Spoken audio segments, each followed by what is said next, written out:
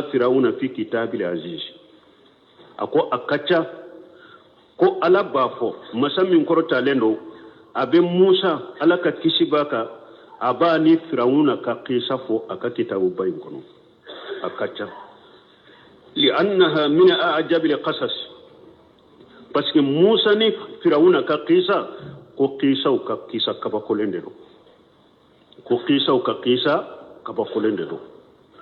فإن فرعون هجر من موسى كل لحجر فرعون يا يركروشي موسى ما يركروشي تشوبيلا مي اما كيسا ما كوي بونكاسير بنو دوفو ادويه موني تمامي افورا وبي ادونا وكتا منشو كونو كو فرعون بي مسايا منا ابي مرا منا كو مين بنا كا مراتيا ko denke do de do abe bo bani sirlankaw de la ko de bena firawna kam maratiya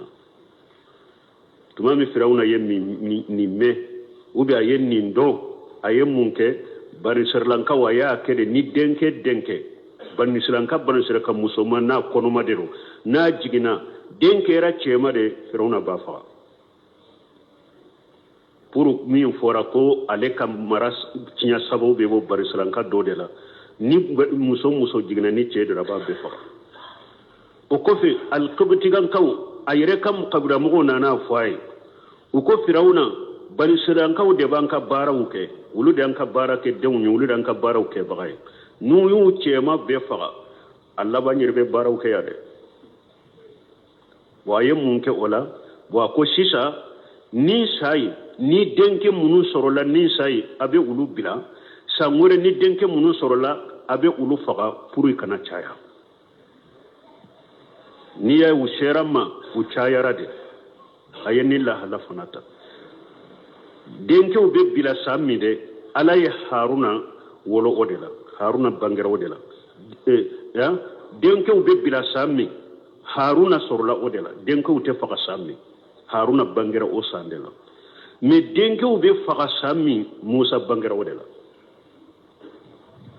mana alla bana yira firawna da ko min ni arabu yafo ko la yughni li hajar an al qadr ko yire kuroshi shite foy bo ala kala tigela ko yire kuroshi atesi ka foy bo ala kala tigela fasaqarahu li qadaru an urbiya haja alladhi yahjur minhu ala firashihi wa maidatihi bi manjilati al walad ako ala kala tigela alakalla tige kera sababu ye firawuna alakalla tige kera sababu ye firawuna tumbe shira musa minyede o musa ala ye ala ya balon firawuna ka dilande ka balon firawuna ka dumunila bi manjilatil waladi ka ke firawuna makomi de ka ko tomi firawuna de aka balo firawuna yere ka dilanka akallamu ka balo firawuna yere ka dumunila koma de parce que tumami musa aba jigina nayi musa yere ba dugu jera foi ta dusukun kono ni musa ka hammete wa ala ko bama akon ni musa ni israna ko bi sege kilaw bena kana sege puri kana soro e bolo kesu dila ikado kesi kono kabila bajila taw sikere ba afo chogomi ka juru siri kesi na juru siri lemba bolo yoro dola sokono ni sege kilaw tara abe juru mina ka kesi sama kana be musa bo abe shindama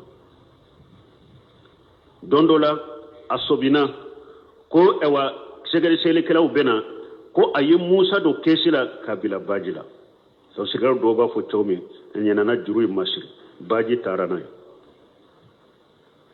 ni musa ba ko ni dugu jera fuita akono dusukun kono ni musa ka kote ahamina ka ko ala ye wahaw ciyama fana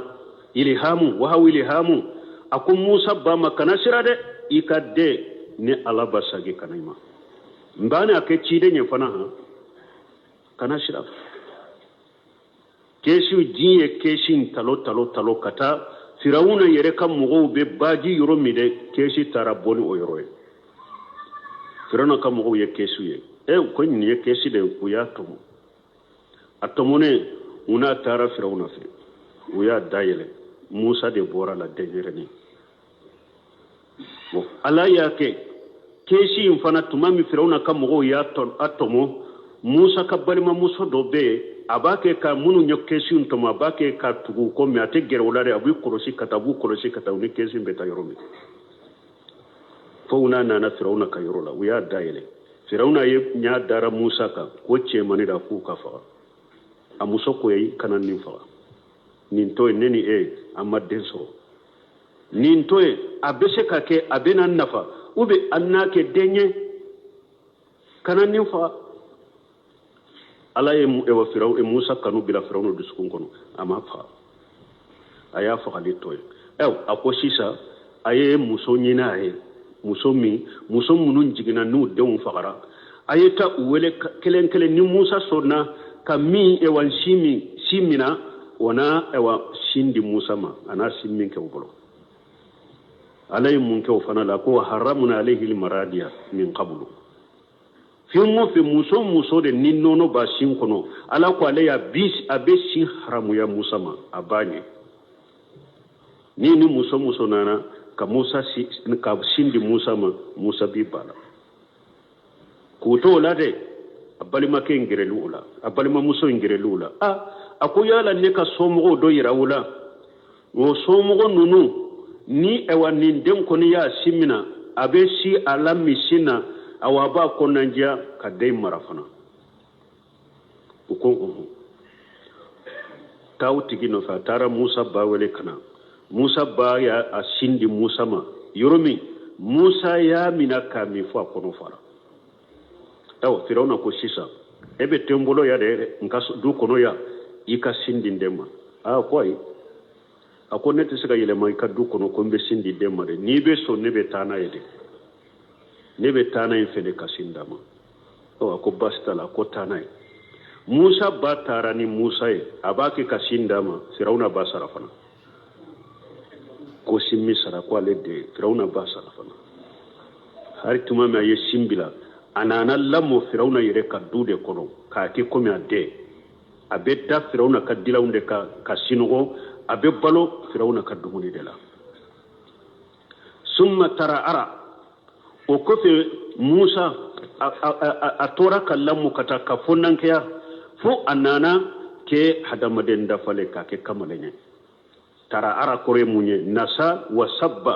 wastawati qamatuhu Allah mun atora kal fe kata atera ka korbaya kata fu akera kamalenda falenya tara ara koroye ninye wa qada Allah lahu sababa wa alayhi sababu do ke Musa ye akhrajahu min bayna ajhurihim sababu min bato Musa be bo uchela tumame akera kamalenye ka ke funnan kai ala ye sababu do fana shiri sababu min be ke sababu Musa be bucela o kera sababu jumay dondolo tile gamfe dura abora abe yala misra dugu kono aye ke fula so be kelela do ye kubiti ganka Firauna kam wo do ye barisalankai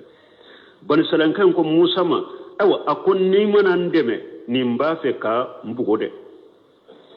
Musa nana ka bolo kurute ka kubiti ganka ngoshi ala ya latiga sara bokse kelen dro asara o kele dugu jele Musa bake kanyini Firauna na ka jama bake kanyini nin kobuti gan kam min fagara jonya faga ubake ka faga baka nyini ma faga baka do o dugu seje tuguni o tile ganfen kele Musa bora be yala la dro ayo bari saranka kelen soro tuguni ani kobuti gan ka do be nyogona bari saranka ko Musa ma akon ni bena ndeme ni fana bake ka baka made Musa ko e fana te fendo e fana e fendo mbali e sade kunu eni do tumbe nyogona ya bi eni de do be nyogona tuguni tumame Musa ye mankanci alela Musa ya bulokuru ko be ko te ganka inde gosi tuguni ale nyana Musa ye mankan min cala bulokuru mbe do ale de la bulokuru fana e bara min ke kunu ale bodo ako Musa iba fe kane fana faga ba komi kunu ye mo faga chomi kuma te ganka o kele bana abolito tara Firauna fe ako ja min nyanka mo faga kunu Musa de Firauna ye jama fara nyogonka nyogonye kake ika fere ke ukata Musa mina kana kafa ulu ye nyogonye ka yoromi sani Firauna ka ciden ka wuli kata Musa nyini mogo do wuli la ka boli kata Musa ma ako jama ye nyogonye kama kubi faga ibe yoromi do tade bo ha boy kata de o ba ke kinyini kubi ni faga Musa Madiana ka shiramina atara Madiana odela asere Madiana kisaw be asere Madiana kam mogo nyuma yimma Musa ya qisal la kalaye ako Musa ma ko hakili sigi kisra ikam mugo Firauna na ka jama ka marate yanka utese ka sima ya bunka sir kamfule odema alay sababu ke sababu min Musa be bo chela warajagahu nabuwatan wa risalatan wa takliman wa basahu ilayhi aw alay Musa garjage nabi nyuma yala ani chidenya ka Musa garjage aka kuma nyogonyala ka Musa kuma nyogonya ka Musa cikata Firauna ma liyad'uhu ila Allah ta'ala liya'budahu wa yarja ilayhi pour Musa kata Firauna wele kata alama Firauna ka ala kelimto batu akasagi kata alama haja ma kana alayhi Firauna min ajamati limalakati wa sultani kafara nimbe ka Firauna tumbe masake ya badmina ani atumbe fama ya bamina aye Musa chama fajahu bi risalati Allah ta'ala Musa nana Firauna mani alaka cidenya nana Firauna ma masamin kurta deno walaysa lahu wajiru siwa akhi Harun alayhi salatu wassalam deme baga warte Musa la fara na balmake Harun te fatamarrada Firaun wastakbara tumami Musa ni Haruna unana Firauna ma aya yerebona ay kanna gelera ka yerebona وغجت الحمية أباك الجاهلية من واللفصلية صر والنفس القبيسة الآبية أن ننجه من بالا ننم باني من بالا ولو وارسه أيا أكون يلما وتولى بركنه أيا قودنا كفنغي ودا ما ليس له أي فندو ولي كتاي رما من تاتاي قولي علي وتجحم على الله aya nyishi alama ala kelelima wa ata akana adantimina wa baghiya ayadara wa hana hijibal iman min bani israila jama kulum mununye mu'minu ye bani israila kawun ayewulu dogoya wallahu ta'ala yahfiju ar-rasulahu Musa alayhi salatu wassalam ala fana masammin korota lendo abaka cide abaka koloshide minye Musa wa aghahu Harun ana kabal make Haruna ويهتهما بإنايته أباك كساغلك كبو فلامني أكا كروسيليه ويهرسهما بعينيه أباك كموسى هارون كروسينا نيفلاي مني علي التي لا تنام نيامي ناتشنه ولم تدل المحاجات والمجادلة والآيات تقوم على يد موسى شيء بعد شيء min kumana sagiye ani nyogon soso ani tamansew iralin uluma wuli ubake ka jow Musa tegela kata Firauna doni kofe wa marrata barra marrati sendo kofe mimma yubhirul uqul kabako munu nube hakilima abe nube hakili ube hakili kabako munu be hakili kabako wa yudhisul albabi kabako munumbe haklima kele kono nafil mimma la yaqumu lahu shay'un kabako munumni tamanse munume foy tese ka jogo koro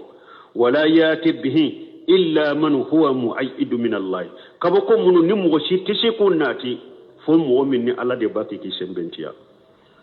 wama nurihum min ayati illa hiya akbar min uqtiha wada to la ko aya wore kono ako alema tamanse shira Firauna ni aka jamama fota manse femmin bo kofe o kabbo katebe minyirulula awata manse be iralula min cegadula ni kele minyiralila min ben o kofe o kabbo katebe minyiralila fokata be dafa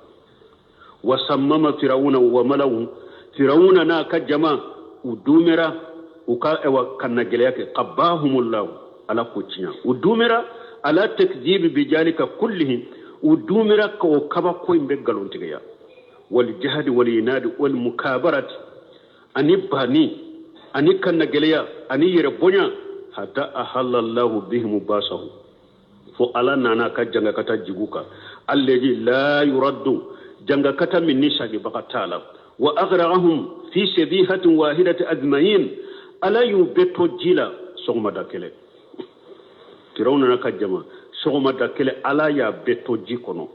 fa qutiya dabirul qawmi alladhina jalamu alakum mu'minun kera tonya likelay kata ufolo fo laba ne ala yube halaki walhamdulillahi rabbil alamin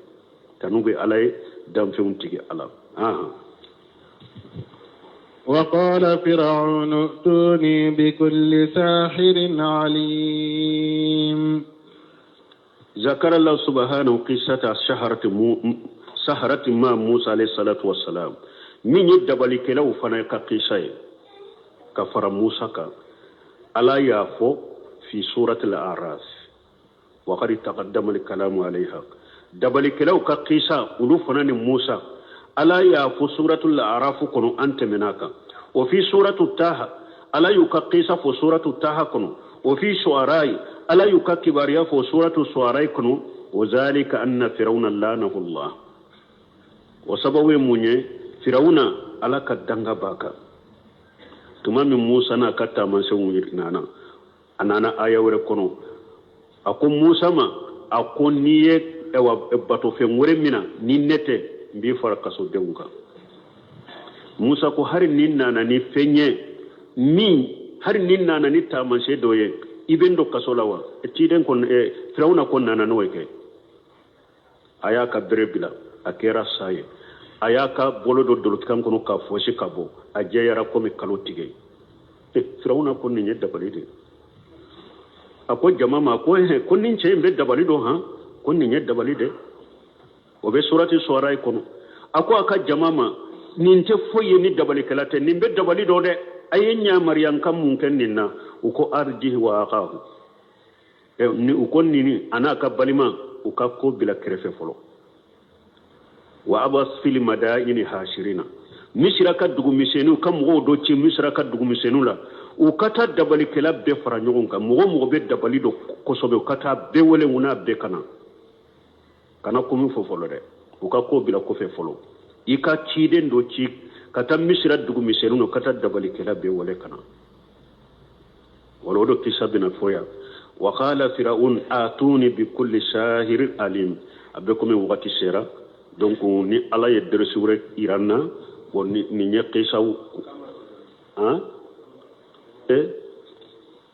duro tisega nyana bode men militi duru de tesika nyana bo nambe seka nafasura la subhanakallahumma rabbana bihamdika ashhadu an la ilaha illa anta astaghfiruka wa atubu ilayk